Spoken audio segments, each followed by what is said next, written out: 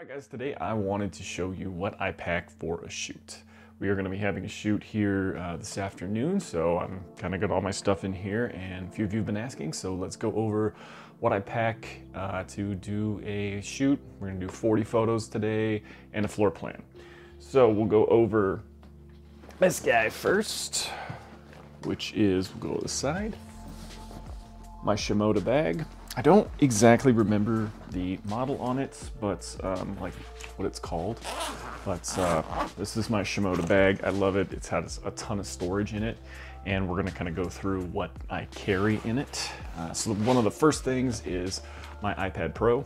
I use this guy for my floor plans and just for staying organized and a lot of stuff because it has the LiDAR sensor on it. So it works really, really well with Cubicasa. It also works well for like Zillow tours and stuff like that, and just kind of controlling a lot of the things that I use. I don't use like Cam Ranger or anything. I plan to for my architecture shoots, but I just don't right now. But that's what I have in the little laptop sleeve. We've also got our Insta360 X3. This is great. I use this for my Matterports, for my Zillow tours, for pretty much everything that's a virtual tour.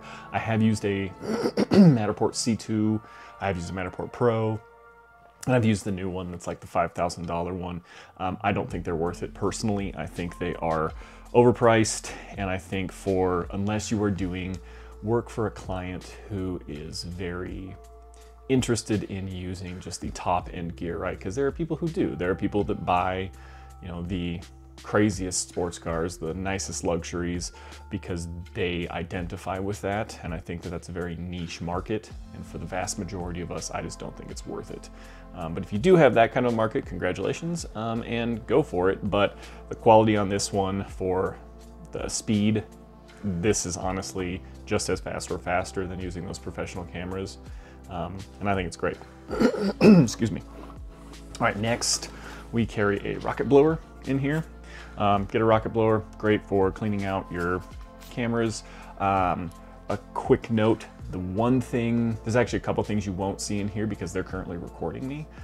That is gonna be my Nikon Z8. It is currently recording me, that's what is back here.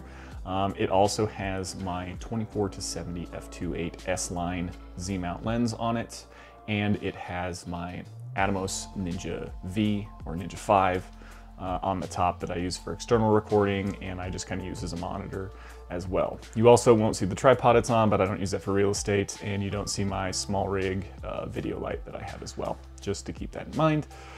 Those just won't be featured. We can talk about them. I think the Z8 is, if you have the money, is the best camera that you can get from Nikon, in my opinion, for real estate photography and videography. I would highly recommend getting two of them. Again, I understand that that is close to $10,000, and that is a lot of money, and we'll talk about the other things. I would love to do another video on camera recommendations for each level, right? So for just you're getting started, entry level, you don't have a camera. But yeah, we'll go over that. Other thing I carry, this filter holder. This carries all my different filters. The only filters I really recommend you have are a variable ND filter for video, just a regular ND. You could get away with using that variable ND, but I have a couple different NDs for my lenses because twilights, you get nice motion in the clouds if you have some fast clouds moving by. It's also great for water features and stuff like that to really give nice motion in the water, or to make sure that water kind of looks like glass, or at least adds some more interest to it other than kind of being a little wrinkly, wavy, because there's currents and stuff like that. Step up and step down rings, just because I have so many different kinds of lenses. And we'll talk about another one here in a minute why I have it, but this is my big boy. This is my 95mm with a step down to an 82mm ND filter, and I use this for video currently because I do not have my variable NDs. I don't like variable NDs. I'm gonna be trying a K&F, but I don't like the X, that when you're, you know, varying it and it gets to a point there's like an X that appears on it, and I hate that. I've had a lot of struggles with it because it's really hard to see in field. But yeah, always carry some filters with you. This is just a cheap filter holder I got off Amazon. It's fantastic. What else do we have in here? Anything else? Yeah, we've got our card holder right here. These cards, I have my Lexar 128 in here, but I technically use, before we get into the camera, I technically use a Sabrent rockets, or just Sabrent, I don't know if it's a rocket, but just the Sabrent 512 gigabyte, excuse me, 1700 megabit per second read-write card. These are incredible. They're CF Express Type Bs. That is another thing that's super expensive that you don't need. You can use, but again, the Z8 and the Z9 and the Z7 both use CF Express Type Bs, but they are the fastest thing out there. They're incredible. They're great for transferring large amounts of files. When I shoot video on the Z8, they're fabulous. Highly recommend them. This card holder is a Pelican case I got off Amazon. It is fantastic. I really, really like it. And I think outside of just, you know, your regular cleaning cloths and stuff like that, we'll get into this lens here in a minute. Let's see, here we go. Here we go. We've got this guy and I know this thing here. Okay, so we've got our flash controllers here. This is my backup. This is just the X Pro N for Nikon transmitter. I don't use this guy anymore. This is for my Godox AD400Pro, which we'll get into in a minute. I keep him as a backup. I don't like this one because it has a screw type filter on, lockdown on it. I really would rather have the pin that's on the next one we'll talk about. It also is just huge. It's really easy to hit it. It's very plastic feeling. I really don't like this one. It is a good backup though, and I'm glad. Also, the buttons tend to wear out and the sliders tend to wear out really quickly, so it's just my backup. But this is my Godox, or Godox, whatever you want to call it. It has many names, depending on your country. This is either the 3X, the EX, or the X Nano. Godox has different branding based on the country. So whatever yours is, it might be different, because I know I have some viewers who are from different countries, so it is just their touchscreen. I think the best thing would be to like look for Godox touchscreen, but this is the best thing I have used, and I love this thing, and I'll have a full review on it here in a little while. But it is a touchscreen that you boot up. It's got a little clicky dial on it that's fantastic. You can pause and, your flash as you're shooting. So like I usually hit the pause button, do my brackets, hit the unpause, fire it off, hit the pause again. It's really, really simple. The battery is internal. It is USB-C charging. It is fantastic. I love this thing. It is also a button pin lock on your hot shoe, and it makes the world go round. It's so nice. Comes in this really nice carrying case. It's actually fairly affordable. The touchscreen's fantastic. It does have like a little bit of a like, things are a little tiny, so if you have big fingers, you kind of miss them sometimes, but outside that, I have no other complaints. This is my main camera. This is the Nikon Z7. It is a 45 megapixel, you guys all probably know. Mirrorless camera, it's fantastic. The only thing I don't like about it over the Z8 is the high speed is really slow on it, like the high speed frame rate for continuous shooting. And I don't like that it doesn't have a curtain to block dust on the shutter, because it gets dusty all the time, which is why it's nice to have the rocket blower. I shoot with a 14 to 30 millimeter f4S. I love Nikon for that reason, because you get 14 millimeter. Now that's too wide for some people, but I think it is the perfect super wide for it, because it just really helps show off so much. And you don't need the 2.8 version. You just don't. There's not a use case for getting the 2.8 version in real estate photography, because 99.9%, I mean, even if you did use it at night for twilights, at f2.8 it's going to still be, you're going to have a lot of missed focuses, you're going to have a lot of very thin focus plane, and you can really have a thin margin for error, which I don't like, which this guy, f4, great. I never have any issues with it. I have an Kirk L bracket on here that has this really cool little Allen key that can go on the bottom of it. I also like that it can stand off of it like this. There's a little gap here, and you can slide it back and forth. L brackets are incredible. It's an ARC plate on either side.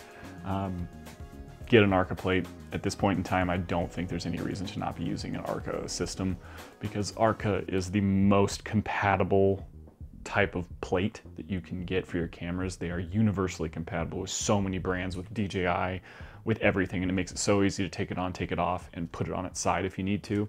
Not a whole lot of use cases for vertical photos in real estate photography. There are some, but not always, but it is still nice to have, because having to deal with rotating it on the side if you're using a ball head or whatever, it doesn't really work that well. So great thing to have. Highly recommend it. If you have a Canon or a Sony, you're going to be looking at a 16 to 35. This guy is just what I recommend for Nikon. It is absolutely fantastic. And I use this one over the Z8 because the Z8 is for video and it's on my gimbal the entire time, and it's also my backup. I use this guy for the main photography just because it's great. Having a base ISO of 64 really helps if you want to get like perfectly clear, beautiful photos for architecture and stuff like that, but this guy's fantastic. I also carry with me my super old F-mount 50mm 1.8 with an FTZ adapter because I have a lot of F-mount stuff. I have always shot Nikon. I have dabbled with Canon and Sony. When I used to work for a company, I shot Canon and Sony and Nikon because they switched brands all the time, which was super annoying. I'm not going to get into which brands are better here because there's subtle nuances to all of them and it's really personal preference at the end of the day, but I have always used Nikon, and this is just the F-mount I've had. I've had this thing since 2010, I think 2009, and it's a workhorse. But I carry the FTZ because there's a lot of other lenses I like to adapt. We'll keep going over lenses here. Another one that I find myself using quite often is for my architecture and twilights is the Nikon Z20mm 1.8S.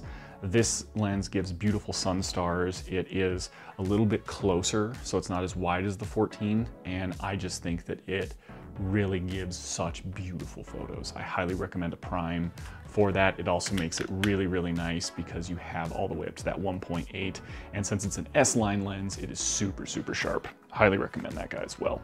Let's go over this one. Like I said, I've got the 24 to 70 f2.8 on there. You guys can't see it because it's filming me. This guy is what I use right here for all of my zooms because we have a lot of mountains, we have a lot of views. I do a lot of big properties out there, and this guy is what we use. This is my 200 to 500 f5.6. It is an F-mount, but it's fantastic. I can get such good views with this. If I've got like wildlife, a lot of times you like to add like pictures of different wildlife. We have a lot of moose, bear, elk, and deer here, and this is great for if they're just out in the, you know, on a big 50, 100, 200 acre property. You can get great pictures of them. That adds it on there, and it really adds that professional touch because I think nothing really pulls you out of that professional realm like having a really cheap zoom lens that just has really terrible bokeh and looks not sharp, and it's just like, what is this? It just feels really amateur. So I would recommend getting a really professional zoom. At minimum, I think you can get it away with like a 24 to, or excuse me, 70 to 200 f2.8 or an f4, but it's worth investing in. I do a lot of other photography outside of real estate and architecture, wildlife, landscape, portraits, anything you name it. I love photography, but my money is in real estate and architecture and commercials, like stuff for small businesses. So this guy's a workhorse and I love it. And it's huge and it's super cool. It has this low pro bag that I put it in. It is just like their lens case because it doesn't come with one. It comes with a really cheap bag because I will say this lens is extraordinarily affordable for a big zoom, and they did a great job making it metal and making it have a lot of professional features while also keeping the price down. I think it's a little less than $2,000, but it's fantastic. Just a fantastic lens. Let's move on to our tripods. Then we'll get into some other stuff, and we'll get into the light here in a second as well. So this guy is my Benro tripod. It's an aluminum, it's huge, it's an absolute tank. I think you need to have these. They are so essential. I love Benro, I hate Manfrotto. I have so many grievances with Manfrotto that I don't know. We don't have to get into it, but this is a Mach 3 Benro. It's great. This thing is huge. It can get super tall. It is rock steady. It is solid. It's a hefty boy for sure. I don't think I would recommend a carbon fiber or lightweight tripod for real estate. They just have the bend and the flex in them that you don't want, and any motion that you have in your camera can really make aligning those images super hard. So I would recommend getting a really nice tripod. This one's great, a couple $100, but it will last you for forever. I've had this guy for a super long time. Easy to adjust, very simple. Yeah, just a rock. This is my K&F GD3W. I love this thing. This is my favorite head. I have been a ball head user forever. I have hated Manfrotto heads. I've hated three-way heads that are like the You have to adjust them and they move up and down. I have not enjoyed using them. I think that this is the first head that has changed my perspective. The reason why, these are geared, so these have very, very fluid, subtle, really nice motion, and they're very solid. They are not loose. They're great. You have 3 different ways to do it: backwards and forward, side to side, and then around. So panning, you have these little override switches here that you can grip and then just pull it and do whatever you want, and then lock it back in, and it steps perfectly. I love this tripod head. This has been the greatest investment so far that I've made this year, and I highly recommend you check it out because it makes shooting twilights super, super easy because you can get just the craziest angles with your tripod, and then you don't have to sit there with your ball head adjusting it or your quick adjuster. All you have to do is just turn these little dials and look at your level and just level it out. It makes so much sense. It is the best thing I have used, and it has an Arca plate on the top of it. It has made my photos even straighter because it's just, you get so used to it that it's just great. K&F did such a good job on this. They have not paid me. I have no sponsors for anything. I love this thing though. Highly recommend you get this. It is wonderful for everything. K&F, keep doing stuff like this. This is you knocked it out of the park. All right, we'll talk about the light. I carry this guy. This is my Godox AD400Pro. Here. It has a cheap Amazon bell housing with a diffusion sock and a diffuser over the top plastic. This was about $20 on Amazon. You can see it's got a nice dent in it from where it has fallen over or hit something. I've had this thing for 5 years, this bell housing, 4 or 5 years. It's great. I've had this thing for a long time. Highly recommend it. This flash is an absolute workhorse. It's an animal. I do not believe you can use a handheld flash like the tiny ones, just like the I don't even know what you call them because this is like the on-camera flashes, the speed lights. There we go. God, it's been so long since I've used one. I don't recommend them. I think that they are just like trying to use a tiny little flashlight in a, you know, gigantic concert hall. You need something like this. This is a fantastic flash. It will last you forever. The battery can last 7-8 shoots a day. I have never run out of battery on this thing. It is an incredible flash. Highly recommend it. I also love this because it's really, really lightweight. I can set it up on this, so it sits on the floor. It also is the least amount of power loss that you will get from any modifier you put on one of these, because if you know anything about flash, any modifier that you put on the front of it or anytime you bounce it, it will lose power. It will lose effectiveness because you are bouncing that light and it is bouncing everywhere and it is losing energy when it does that. If you're also bouncing it off the ceiling, it gets a color cast because light will take on whatever color it touches. And the one thing you will learn very quickly in real estate photography is there are very few things that are pure white. They look white, but they aren't white. They are either a little cool, they're a little warm, and when you start correcting that out, you start changing the light color of everything else, because this will be your key light and it has a slight tint to it, and you start correcting it out and everything else changes to where I can take this, do my brackets, put this above the camera, right above the lens, right here, boom, fire it off. And when I do, it stays the same color temperature because it's 5500. It's technically slightly off. I think it's like 55, 56, but it's so little, it doesn't matter, but it's always consistent. And that light color does not change because it's not reflecting off of something, and the power loss is so minimal that you get the best bang for your buck with something like this. Easy to grab, easy to set down, built like a tank. Highly recommend. What else we got? Drone. Air 2S. Workhorse. It's great. I love the Air 2S. I'm going to be going up to the Air 3, I believe, if not the Air 3S if it comes out, because I'm finally hitting diminishing returns on this guy. You can't film 4K D-Log 60 frames a second using the smart features, which I love to use the smart features because it's so easy to just draw out a house, hit go, and it give you whatever you want. But it's unfortunately I can't do it with D-Log. on here because it's just too much computing power. So I'm probably going to be moving to the Air 3. Also, I like the telephoto on the Air 3 so that I can get some really cool panning shots with this for houses that have dramatic backdrops. But this thing is an absolute workhorse.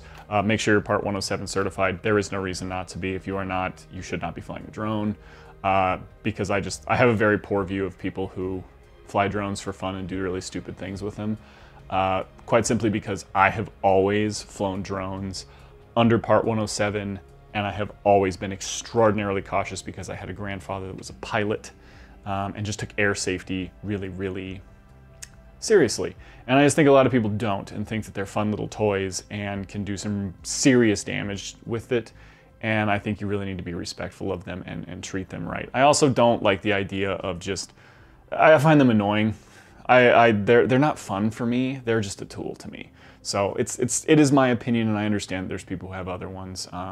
But just be respectful, be safe, and do a good job. Use it as the professional tool that it is. But Air 2S, photos, video, that's what I use.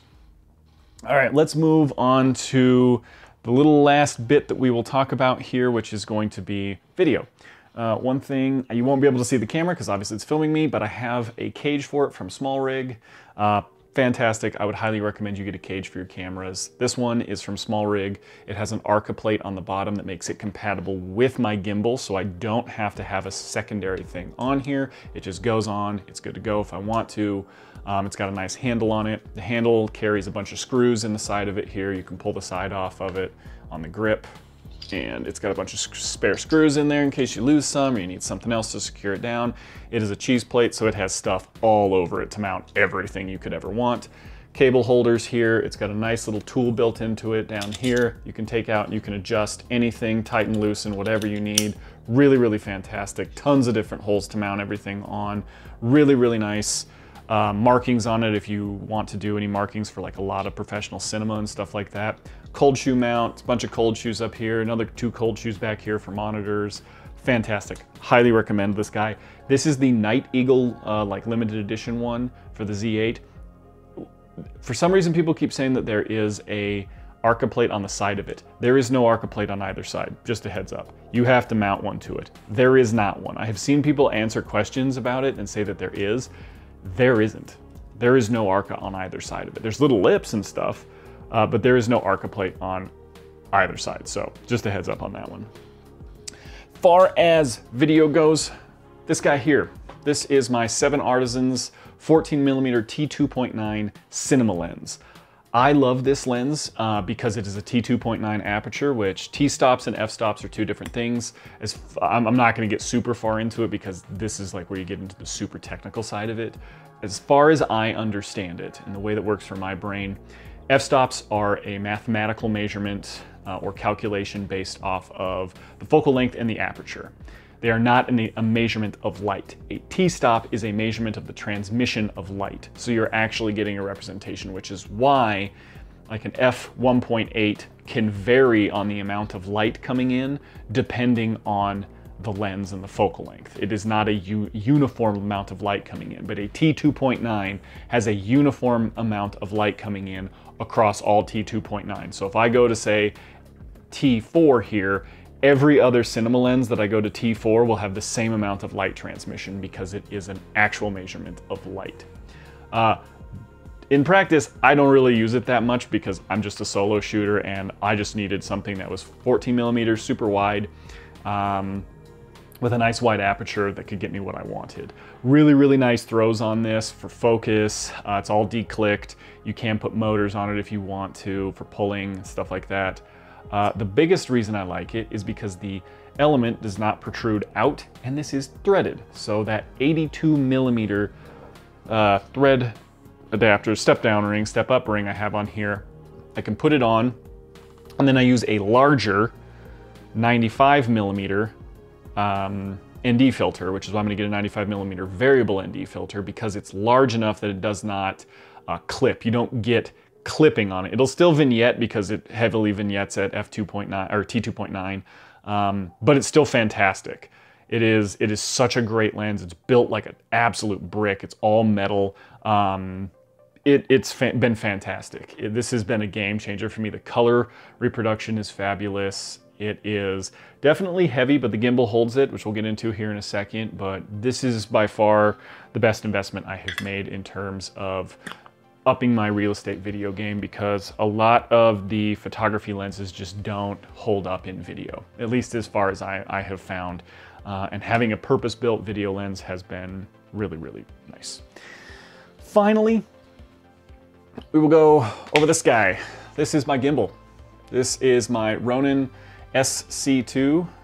It is great. This guy plugs in. I can control my camera from the back, the Z8. This is also nice because it has locking. I love it because it locks all the different axes, which I did not have in my old original Ronin. That was horrible. I like it too because you can collapse it, you can take it down, this folds down, you can also use it with it folded down, and you can put it down like this and put it into what I have set to mode number 2, and it will shoot vertically.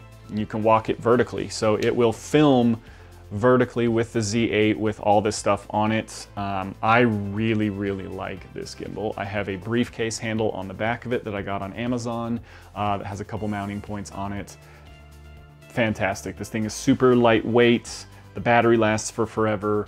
It does a wonderful job at balancing the Z8 with the lenses on it, and I have found this to be the most steady gimbal I have ever used. I'm a big DJI fan. I have not been, it's a love-hate relationship with DJI sometimes, but they do seem to have the best gimbals that I have used. So I would highly recommend it. If you're looking for it, you can pull focus, change focus with it. It's got a bunch of different dials on it. You can control everything through your camera, you can mount stuff on the sides of it. It's great. Love this gimbal. It has been really fantastic. I think that is just about everything. Like I said, you don't see the Z8, the Ninja, my microphones, which are my Hollyland mics, but I don't really use those. Most everything other than the tripod, the big lens, and the gimbal, and the flash fit in my backpack. And typically I do, the way I shoot, I don't carry all of this at once. I will do interiors, exteriors, and then I will do the drone on my way out. That way the drone stays in the car. I have like a really nice case in my car that carries all this stuff so it doesn't, you know, slosh around in the back, anything like that. But that is largely it. If you guys have any questions, let me know. We can go over other things. We can look at things specifically. I can give you reviews of them. I can give you recommendations. But that is what I carry for a professional shoot. Like I said, I'm doing one today, and this is all gonna go with me, other than the video, because my client isn't doing video today. But yeah, thanks guys for watching. I really appreciate it. Again, let me know what else you guys want to see, what you want to talk about, and we can go over it. Thanks guys. We'll see you on the next one.